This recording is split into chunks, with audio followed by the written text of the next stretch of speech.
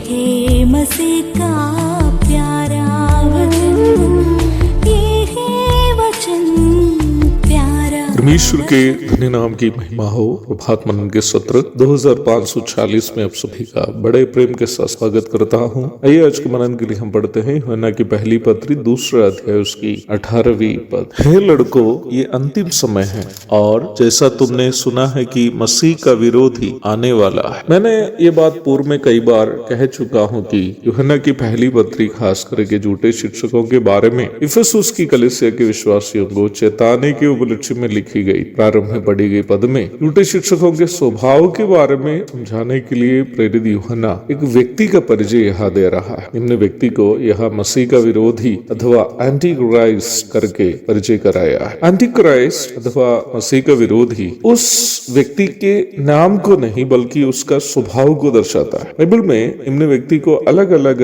अन्य नाम से भी परिचय कराए हुए आप देख सकते हैं। दूसरे थिस्सलुनीकियों के 2 अध्याय में प्रेरित पौलुस इन्हें पाप का पुरुष और विनाश का पुत्र आदि नामों से परिचय कराए हुए आप देख सकते हैं। दूसरे थिस्सलुनीकियों अध्याय 2 3 से 9 तक पढ़िएगा। प्रकाशित वाक्य 13 की 1 में प्रेरित यूहन्ना इसका पशु या बीस्ट करके परिचय कराया है। मसीह का विरोधी को पशु करके यूहन्ना प्रकाशित वाक्य में परिचय कराने का कारण दानियल की पुस्तक अध्याय 7 की 2 से 8 तक के भाग हो सकता है, क्योंकि निम्न भाग में दानियल मसीह का विरोधी को एक पशु से तुलना करके परिचय कराए हुए आप देख सकते हैं। दानियल 11 की 36 में दानियल इसी व्यक्ति को एक ऐसा राजा करके परिचय कराया है जो अपनी इच्छा के अनुसार केवल काम करता है और यहाँ तक दुनिया के सभी धर्मों के ऊपर अपने आप को एक देवता के रूप में वह पेश करेंगे भी, दानियल कहता है। निम्न बात को प्रेरित पौलुस भी थिस्सलुनीकियों की दूसरी पत्री 2 की 4 में सूचित किए हुए आप देख सकते हैं। ये सभी नाम मसीह का विरोधी का स्थायी नाम नहीं बल्कि उसके अलग अलग स्वभाव को दर्शाते हैं। प्रभु यीशु मसीह के मध्यकाशीय आगमन के दरमियान कलीसिया यहाँ से उठा ली जाने के बाद वर्तमान संसार में 7 वर्ष का एक महासंकट काल होगा। निम्न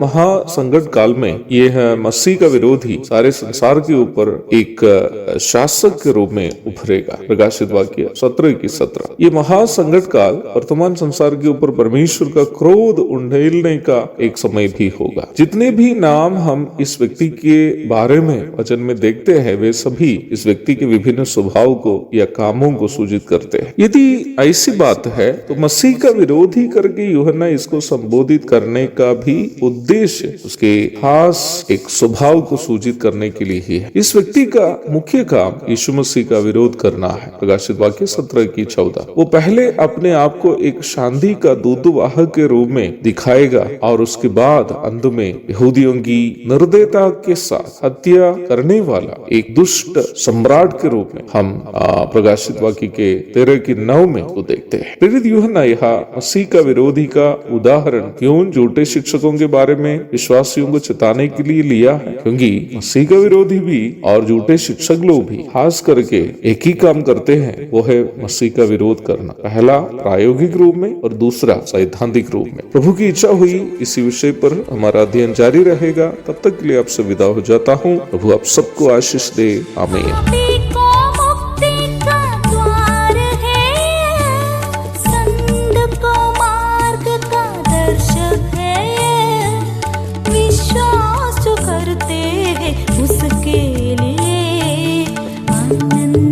जीवन का साधन है ये है वचन प्यारा वचन, यीशु मसीह का प्यारा वचन।